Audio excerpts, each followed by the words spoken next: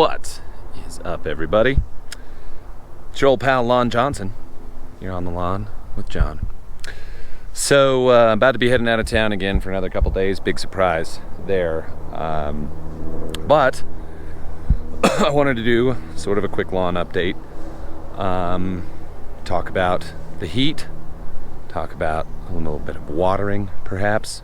I'm gonna water right now myself. Utah local. So we just got through what may be our heat wave of the summer. It was about 92 up here today. It was about 102 in Salt Lake when I was down delivering product to customers. But now we're about to see things cool off. So that's really, really good. Now, I was able to do decently heavy watering on the lawn day before yesterday. Again, maybe seeing just like a couple little localized dry spots up on the hill, but not really too bad. Everything else is glorious. Look at that. Dark green and doing well. So the cornhole pitch is doing very well. We're actually waiting on new boards, supposed to show up today. I haven't seen them yet, but been doing a little pitch and putt with the old disc golf. So that's been fun also. So for most of the country, what it's looking like is we are getting a bit of a clearing of the heat. That's really, really good. A few degrees makes all the difference in the world. And up here, we're gonna be dropping back down into the low 80s, which is lovely. That's actually gonna give cool season grass some good recovery time and allow you guys who may have had some drought stress to catch up. So I know in most of the country, there's a bit of a heat wave breaking.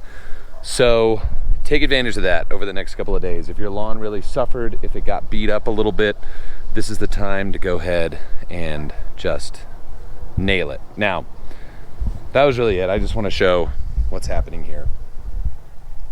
It's good. It's thick. It's healthy. It's still short. I actually need to cut it. It kind of grew up a little bit after that watering, so this is in need of a cut. I'm probably going to run this back down again to 1/2 inch like I have been. I'm letting the outskirts grow. That's gonna grow up a little bit more and that'll be great. Now, I had a request from Striper Man to show what happened with the weeds I sprayed with the T-Zone. He asked me about weeds in the lawn. Now, I've not put any weed control out on this lawn. I've not done any weed control ever on this lawn. And I wanted to point out that I do have a weed, and I don't know if I could say that it's in the lawn. It's on the edge. It's kind of where an aspen tree stump is, and maybe I'm gonna have to do something, but we'll go ahead and say there's my one weed in the lawn. Oh, look. Yeah, see? It is. It's gonna try to creep in. I might actually have to treat. I don't know, but see, this is not an area where the grass grows, so it makes sense that I got this nice, low, sprawling weed happening here. But look at this guy. This guy's tried to sneak in right here on the edge. Should we see if it even, I don't even know if it made it into the soil. I don't think it did. I don't think it had enough.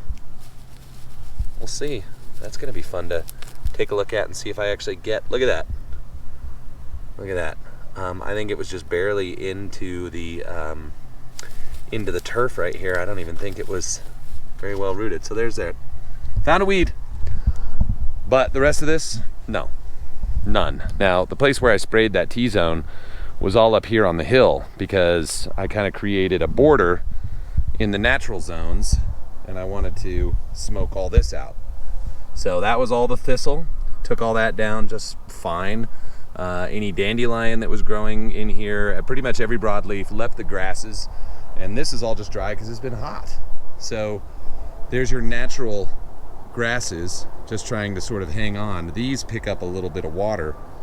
The rest of this doesn't. So, you know, the desert scape back here just has to fend for itself. And that's all there is to it. But, you know, I could point this out to you as well. Over here in the depths of the back, you can see how dry this earth is over here. And maybe this will give perspective to everybody about how dry it actually gets where I live. It's kind of moonscape. How many people can say they have that growing on their property? So, dry, natural, very much not natural. The way that pops out of there. but it still hasn't taken that much water to keep this thing going. I did 2 deep waterings while it was hot when we were over 90. It had been kind of hitting around like 92 every day for the last week. So got 2 decent waterings, and that's it. So now it's going to cool off, it's going to chill, and that's really that. So I had somebody else post in a comment that I wanted to bring up as well, and I think that we're going to have to dedicate a few videos to this, but the question came up because I stated I didn't feel like the lawn was telling me it needed to be fed. I think most of you can agree this doesn't look like anything that needs to be fed. It's good, it's in great shape. And they wanted me to kind of expand on that. So you can feed on a schedule, or you can feed the need. So it's a lot like us. Sometimes you eat breakfast, lunch, and dinner, 8, noon, and 6, and your body kind of regulates itself to that. But there's sometimes that you're not really that hungry and you do it anyway, and you don't really feel great afterwards. So, you know, in the kind of the old method of doing things with fertilizer was you put out fert basically on the holidays is how it would work. You had Memorial Day, 4th of July, Labor Day, and you just kind of fed on these particular schedules. And it worked pretty well. Easter would have been the first one. Easter, Memorial Day, 4th of July, Labor Day. That was sort of the feeding schedule. And then if you had a long enough season, you do it again on Halloween.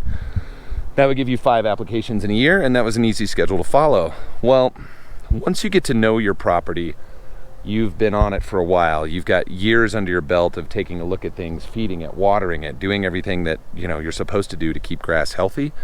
You should know when it's weak just by looking at it. Identifying deficiencies based on the color. The first thing, if somebody calls me up and says, my lawn is brown, it's like, okay, is it brown because it's dry, or is it brown while it's like trying to grow?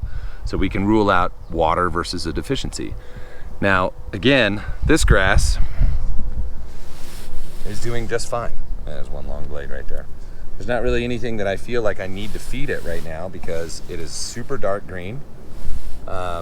It's very thick, but typically this would be a time where I would want to actually give it some in because it hasn't had any in like 2 months. Nothing to speak of, really. I mean, we've done some 700. I think we did that one 402 like a month and a half ago. But it's been so insignificant, you would think that now is the time to feed it. And I could push this if I really wanted to, but does it really need it? It doesn't act like it needs to feed right now, so why don't I leave it alone? So you guys can pick the model.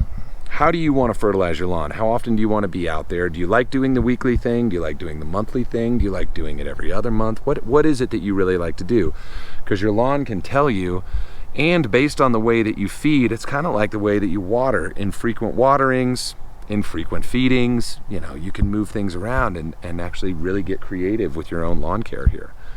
So I would encourage people to, rather than caught up in saying, oh my gosh, it's May 15th or it's June 15th, I gotta put something down, take a look.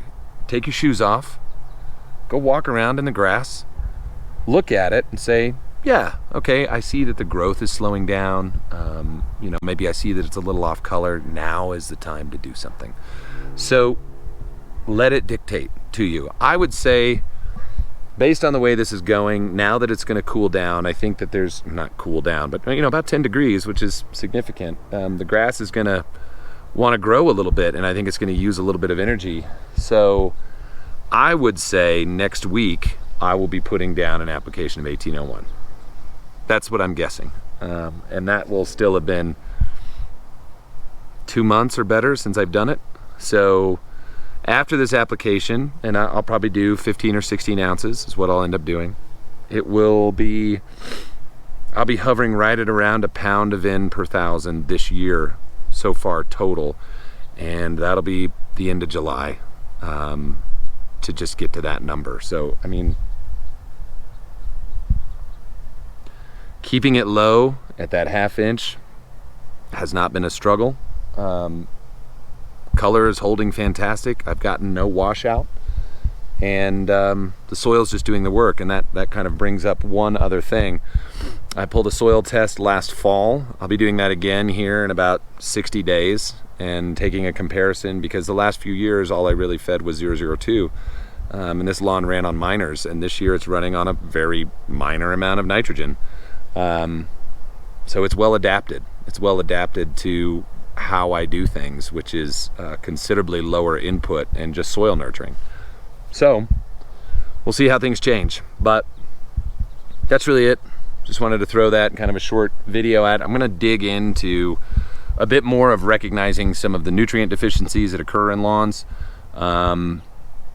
I think that that's important for people to see and really start to diagnose. I haven't done any videos like that in a while, you know, maybe since the soil series when we talked about that. So I think now it's time to start looking at, okay, this plant looks a certain way, let's go ahead and identify its issue and move along. So we'll be getting into that. But like I said, I'm heading out of town. You know, I'll maybe try to post some video of the journey, and that's it for now. So Lon Johnson signing off. I'm just really trying to get it such a cool like intro and sign off, like Jake. He's like my hero of the sign on, sign off. I'll never be able to be that cool. Anyway, later everybody.